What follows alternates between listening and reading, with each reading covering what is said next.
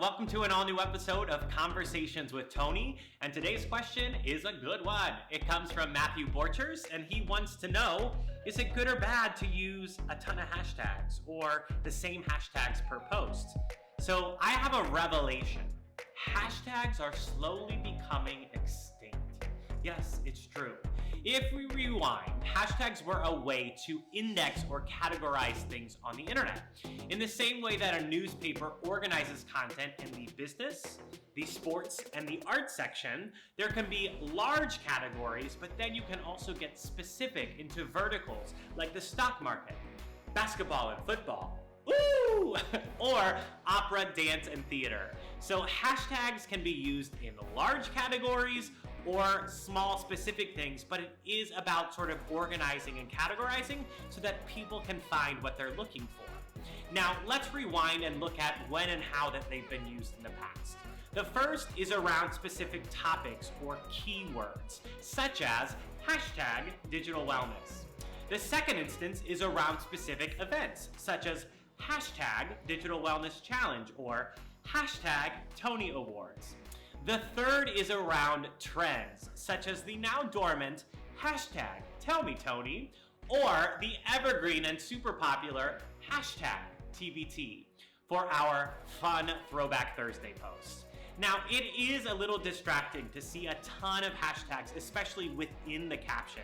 So if you are using hashtags, it's best to kind of disguise them as much as possible to put them at the end of your post. But the truth be told, Facebook and Twitter are already advanced enough that you do not need to use the pound sign to be seen when you are talking about a specific topic.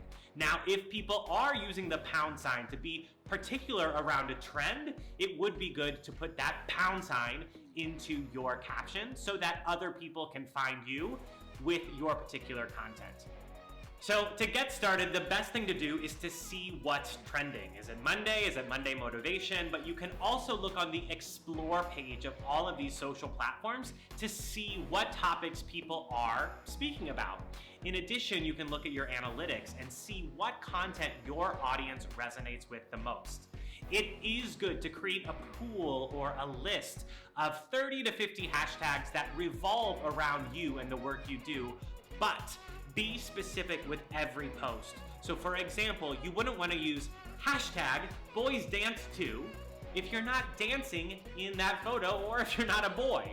So Instagram would punish you if you're using a hashtag with unrelated content, because the whole point is that we want to connect around specific topics, events, and trends. So if you want to get super advanced with this, which is optional, Jonathan has created an incredible guide with resources for you to create your list of hashtags and to figure out which hashtag is hashtag best for you.